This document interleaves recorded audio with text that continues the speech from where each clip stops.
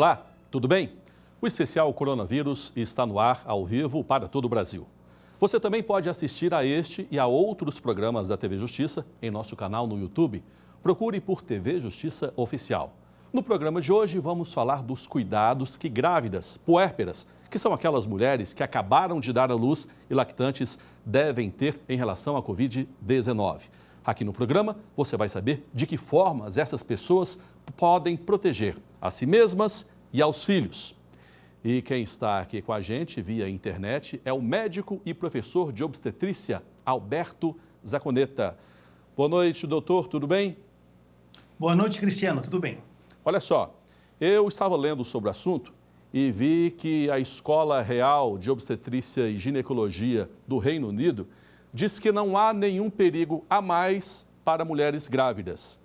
Já a Associação de Doenças contra as Doenças dos Estados Unidos diz que sim, que as grávidas, lactantes, as mulheres que acabaram de dar à luz têm um problema a mais em relação à Covid.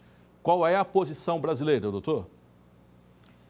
Bem, vamos fazer primeiro uma pequena introdução e dizer que a Covid-19 é uma doença nova.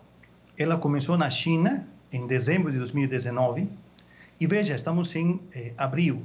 Então, 5 meses é muito pouco tempo para podermos responder com segurança qual é o verdadeiro impacto da doença nos diferentes grupos de pessoas, em crianças, em grávidas.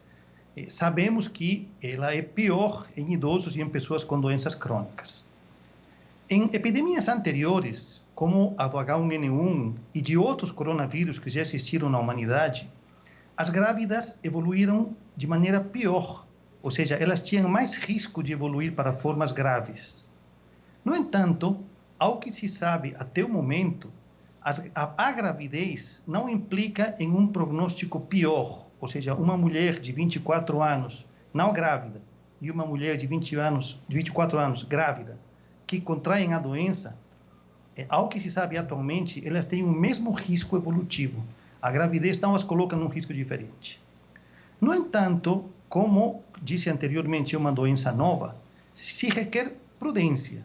Então, o Ministério da Saúde adotou a política de proteção da grávida. Ela diz que a grávida tem uma condição de risco maior se ela estiver com síndrome gripal. Então, frente a uma grávida que está com febre, que está com tosse, que está com falta de ar, ou seja,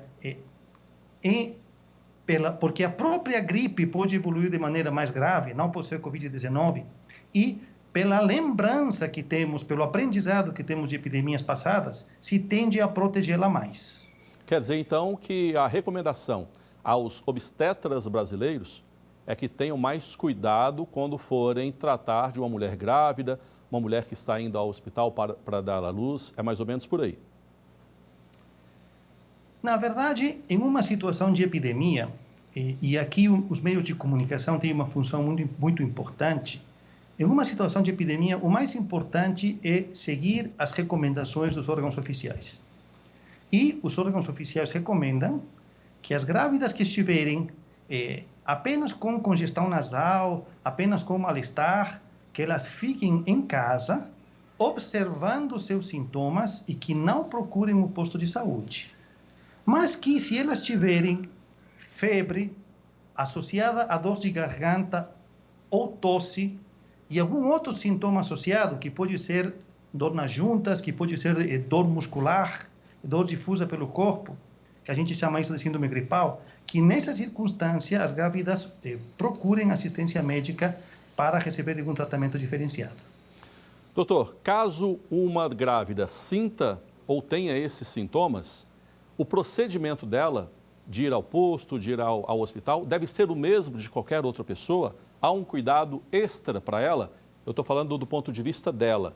Ela deve pegar um ônibus, uma lotação, uma condução? Ela deve obrigatoriamente ir num carro particular, se não tem, pedir a algum vizinho, chamar a ambulância? Há um procedimento específico para a grávida? Bom, na situação que nós estamos neste momento, que é de transmissão comunitária, uma paciente que tem suspeita de estar com Covid-19, então, que está com sintomas que estão piorando, essa paciente preferencialmente deve ir num veículo próprio, ou de alguém que possa levá-la, ou inclusive fazer contato com o serviço de saúde por telefone para solicitar uma ambulância. De qualquer maneira, se a grávida não estiver avisada quanto a isto, no momento em que ela chega numa unidade de saúde, ela deve ser imediatamente triada, ou seja, alguém deve entrevistá-la antes dela ser incorporada dentro do sistema, para ver se ela tem sintomas que sugiram a Covid-19 e que, portanto, mereçam que ela seja examinada num lugar mais seguro para ela, para a comunidade e também para os cuidadores de saúde. Doutor, a grávida necessariamente, se estiver contaminada com a Covid-19, vai passar o vírus para o filho? Isso necessariamente pode acontecer ainda que não tenha dado à luz? Não. Vários estudos têm sido feitos, ainda com um número pequeno de pacientes, mas tem estudos realizados na China, e apesar dos números serem pequenos, eles foram exaustivamente realizados, ou seja, já foi procurada a presença do vírus no líquido amniótico, no sangue do cordão umbilical, no recém-nascido, no leite materno, na placenta, e em nenhum desses estudos, inicialmente chineses, foi detectada a presença do vírus. E agora, quando a epidemia alcançou a América do Norte, já saíram os reportes dos grupos americanos e também não foram capazes de demonstrar o que a gente chama de transmissão vertical, que seria a passagem do vírus através da placenta e, consequentemente, o acometimento do feto. Então, a princípio, não é uma doença de transmissão de mãe para feto. Certo. De uma forma geral, então, as grávidas devem seguir as recomendações do Ministério da Saúde, dos órgãos de saúde de todo o país. Agora, o atendimento delas no hospital é diferente, deve ser diferente? Eu digo naquelas consultas, por exemplo, de antes do pré-natal, por exemplo. O atendimento deve ser diferente? Vários organismos já soltaram as suas diretrizes, já liberaram as suas diretrizes. Então, a gravidez é um evento fisiológico. Então, não devemos partir do princípio de que a gravidez é uma doença e de que a paciente tem que ter obrigatoriamente consultas mensais. Então, gravidezes de baixo risco, em que seja possível aumentar o intervalo entre as consultas, é recomendável porque evita o trânsito de pessoas, evita a disseminação do vírus. No entanto, essas pacientes elas têm que estar em contato com o sistema de saúde. Não se admite que numa época como esta, por exemplo, se suspenda o atendimento pré-natal. A paciente deve comparecer à consulta, o médico irá examiná-la e, a depender do seu risco, irá definir com que intervalo ela deverá ser novamente vista, que para algumas poderá ser 6 semanas, 8 semanas, para outras 2 ou 4 semanas, a depender do risco individual de cada uma delas. Cada caso vai ser um caso, então? Cada caso vai ser um caso. Certo. Durante a gravidez, a mulher, o corpo da mulher é invadido por vários hormônios. O senhor falou de testes que foi feito aí com sangue do feto, sangue do cordão umbilical. Em relação a esses hormônios, há alteração para a Covid-19, para o vírus, que possivelmente possa estar dentro da mulher também? Essa mulher pode estar contaminada e esses hormônios alteram de alguma forma o desenvolver dessa doença? Sim, a princípio, com a Covid-19, não. Então, esses hormônios que você falou, Cristiano, eles causam uma mudança na imunidade da mulher para aceitar um implante estranho, que na verdade é o embrião ou o feto. Então, as grávidas, elas têm uma imunidade distinta, o que as torna mais suscetíveis a outras infecções. No entanto, aparentemente, isso não acontece com o Covid-19. Volto a dizer, nós estamos começando a entender como é que ela funciona, nós estamos nos baseando em como se comportou a população chinesa e estamos começando a ver como se comporta com a população americana. Mas podem haver diferenças regionais, portanto, cada país tem que levantar os seus dados, publicá-los, para que podamos entender como é que a doença se comporta em distintas partes do hemisfério. Para você que chegou agora aqui, nós estamos no ar com o nosso especial coronavírus e hoje o nosso tema é a ação da Covid-19 em mulheres grávidas, as mulheres que acabaram de dar à luz e as lactantes. E o programa de hoje conta com a presença via internet do Dr. Alberto Zaconeta, ele que é professor de obstetrícia e obstetra, obviamente. Doutor, muitos municípios estão fazendo a vacinação contra a gripe, aquela gripe sazonal. Estão indicando essa vacinação, por exemplo, a pessoas com doenças crônicas, grávidas, lactantes, puérperas, que são as mulheres que acabaram de dar à luz.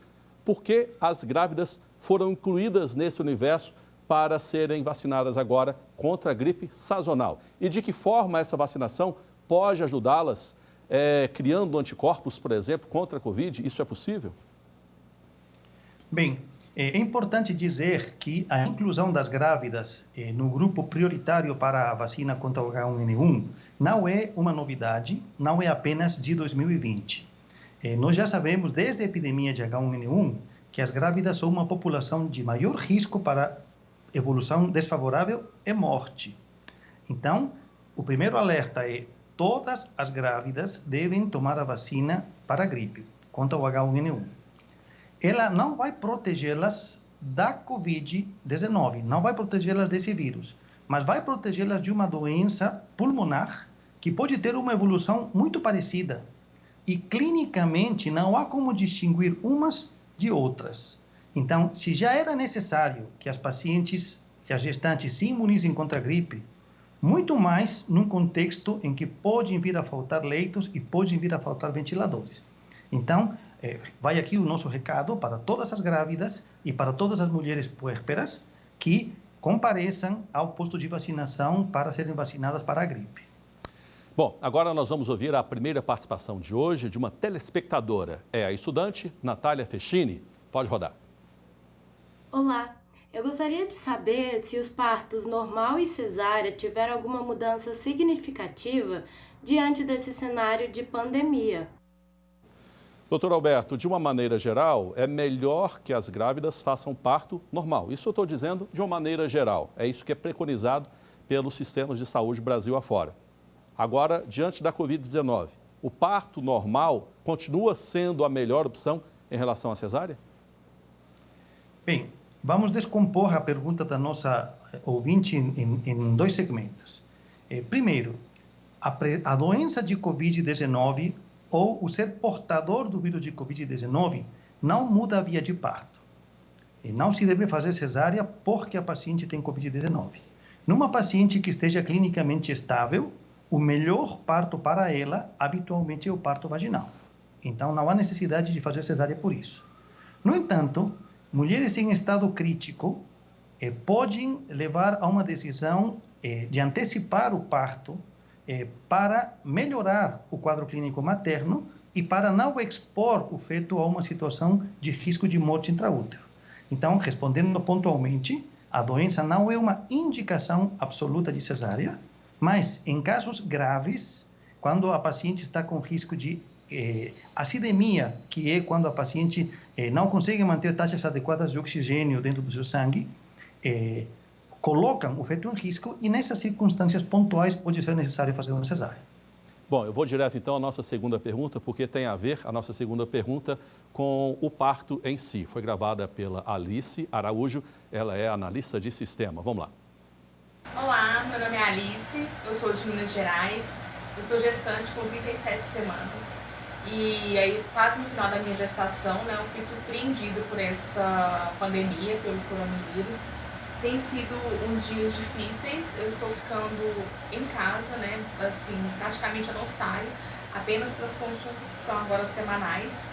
Então, lá no consultório da médica, a minha médica, ela tem atendido apenas gestantes, então tem ficado até vazio no consultório. Então, eu fico tranquila de estar indo nas consultas. O meu maior medo hoje, né, é mais relacionado ao dia do parto mesmo. Eu vou fazer uma cesariana, já está agendada, e no hospital onde eu vou fazer cesariana tem pessoas internadas com suspeita do vírus.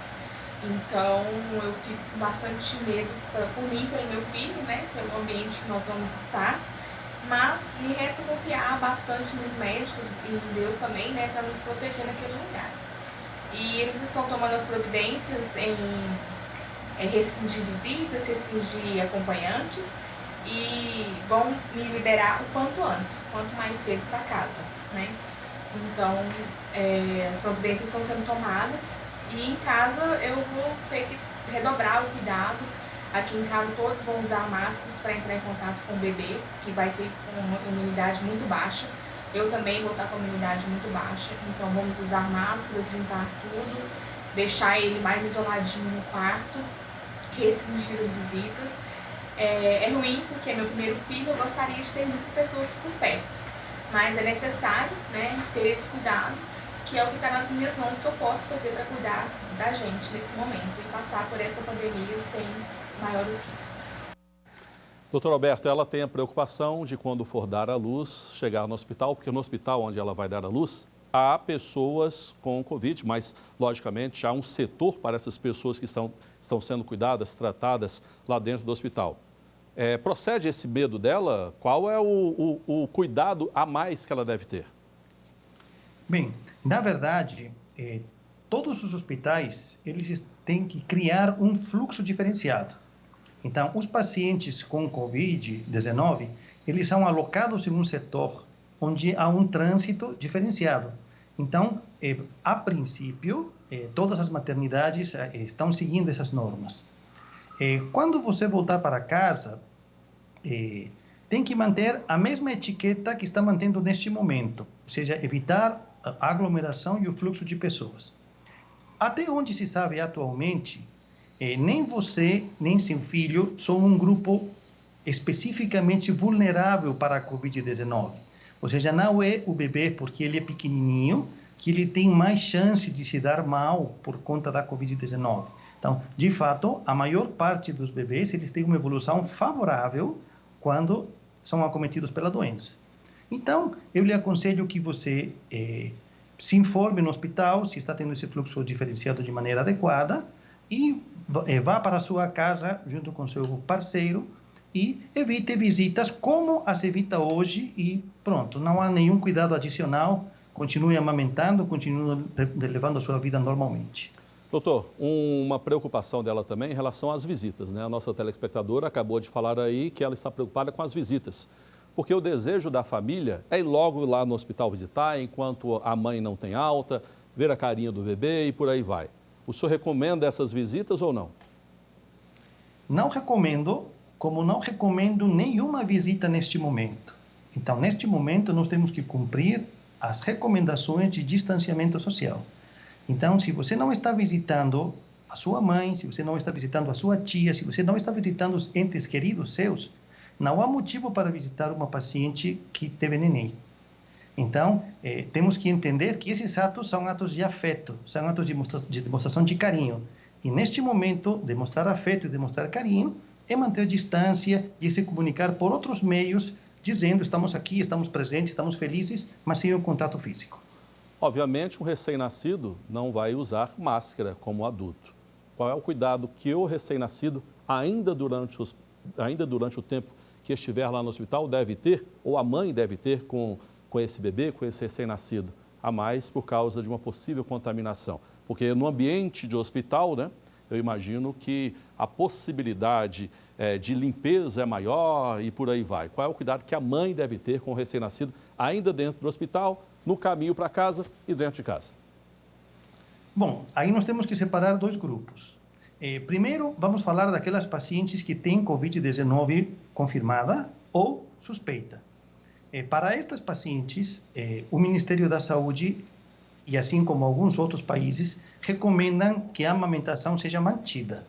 Se a paciente estiver já recuperada, se a paciente estiver estável, ela deve ficar um pouco distanciada do bebê dentro do quarto, com algumas medidas de distanciamento, mas ela pode amamentar, seja que uma pessoa extraia o leite dela e dê para o bebê, ou que ela mesma higienize as mãos, coloque uma máscara e amamente o neném. Então, esses são os cuidados para a paciente com suspeita. Na paciente que não tem nenhuma suspeita, a princípio, não há nenhuma recomendação específica. Ou seja, se tem que proteger o bebê de qualquer tipo de aglomeração. Mas não há uma recomendação específica de colocar o neném em máscara, nem nada diferente do que isso. Bom, doutor, a gente ouviu há pouco, então, a mulher que vai dar à luz ainda, ela está preocupada nesse processo de dar à luz, chegar ao hospital, a visita e tal. Mas agora, nós vamos à nossa última participação, vamos ver e ouvir a professora Laís Ferreira. O que acontece com ela é o seguinte, ela já deu à luz, vamos saber qual é a preocupação dela. Meu nome é Laís, eu tive minha primeira filha, a Laila, há 9 dias. Quando a gente resolveu, pela maternidade, nós fomos lá fazer uma visita. E aí lá nos orientaram que não poderíamos receber visitas por uma questão de segurança, porque para evitar aglomeração por conta do coronavírus. E então assim a gente fez. Fomos para a maternidade só eu e meu marido e previamente a gente já estava fazendo a quarentena, exatamente para a gente se programar, né? E aí quando a gente saiu da maternidade só ficou em casa quem já estava fazendo a quarentena. Então nós também decidimos não receber visitas e não vamos receber até que tudo isso seja resolvido. A gente ouviu aí no vídeo a Laís falando que a Laila nasceu há 9 dias, mas esse depoimento foi gravado na semana passada, então a Laila já está perto aí dos 20 dias. Doutor, a Laís está amamentando a Laila. Dentro de casa, não sai de casa de jeito nenhum. Algum cuidado especial na amamentação, no ato da amamentação em si? Não, nenhum cuidado especial.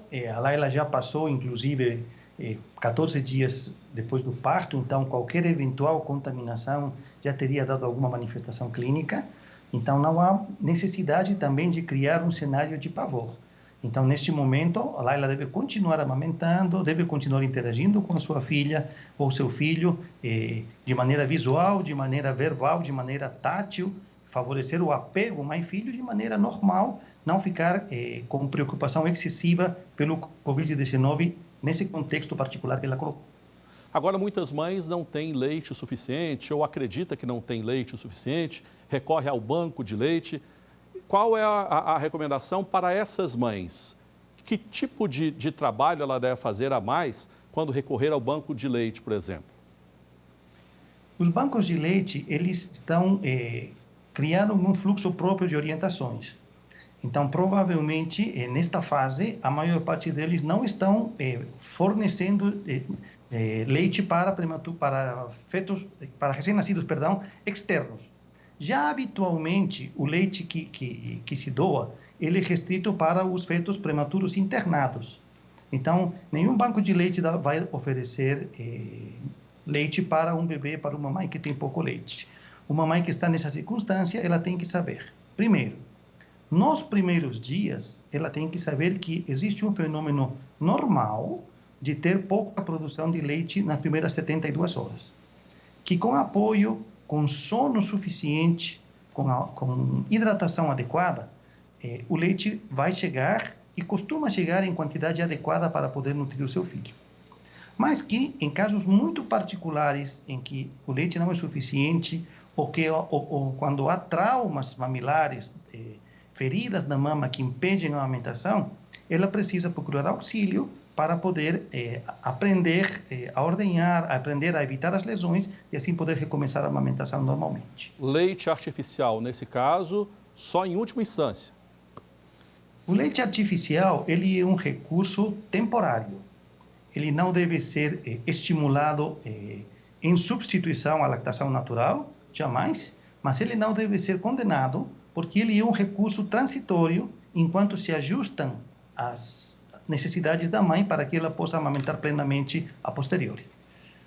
Agora, esse leite artificial, continuando falando sobre o leite artificial, caso a mãe tenha algum trauma, tenha algum problema, acredita que não tem leite suficiente, até por essa pandemia pode alterar essa mulher, essa mãe que acabou de dar à luz de alguma maneira, que ela acredita que o sangue está secando, por aí vai.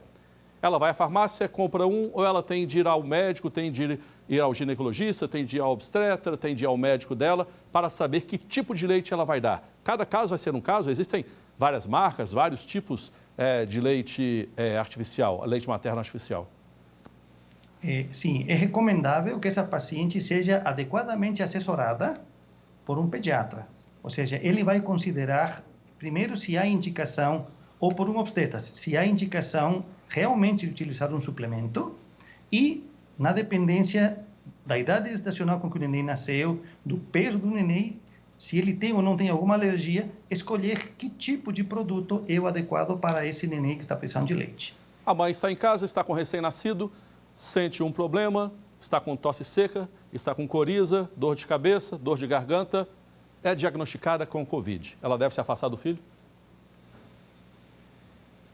Uma mãe que recebe o diagnóstico de Covid-19, ela tem que evitar o contato com os familiares que não estão expostos a ela. Então, uma mãe que já estava do lado do bebê, ou seja, ou um parceiro que já está morando com a mãe, a princípio, ele é considerado como, infectado.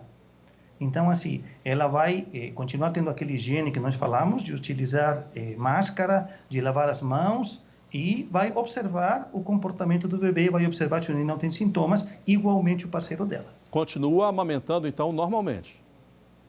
Continua amamentando normalmente. Ok, obrigado pelas informações aqui, doutor. A gente está encerrando. Tem algo a mais que o senhor queira falar para a gente? Alguma dica para os nossos telespectadores? Principalmente para as nossas telespectadoras que estão nos assistindo, as mães, né? Sim, eu queria dizer para as nossas telespectadoras que nós estamos vivendo neste momento duas epidemias. Estamos vivendo a epidemia do Covid-19 e estamos vivendo a epidemia de excesso de informação desqualificada. Então, eu aconselho que vocês recorram às fontes oficiais, se informem sobre as recomendações do Ministério da Saúde, conversem com seus médicos e evitem aquele excesso de informação desqualificada que vem pelas mídias e que vem pelos celulares e que vem pelos blogs e que vem por tantos lugares. Porque isso cria uma situação de pânico, desinforma e torna esta pandemia, que já é ruim, pior, porque temos que lidar com dois problemas ao mesmo tempo. Informação e saúde. Ok, obrigado pelas informações, doutor. Tenha uma boa noite. Aproveito a deixa aqui do doutor Roberto para falar o seguinte, que aqui na TV Justiça nós temos o especial Coronavírus, que vai ao ar sempre depois do Jornal da Justiça, primeira edição, e depois do Jornal da Justiça, segunda edição. Também aqui, como você vê todos os dias, de segunda a sexta, nós temos a obrigação de informar a você de assuntos importantes relacionados à Covid-19 e assuntos verdadeiros. Aproveitando que ele falou sobre as fake news, né? Notícias que correm por aí sem ser verdadeiras. O nosso especial Coronavírus também agradece a você pela audiência. Eu convido a assistir a todos os nossos programas no nosso canal do YouTube, TV Justiça Oficial. Até a próxima.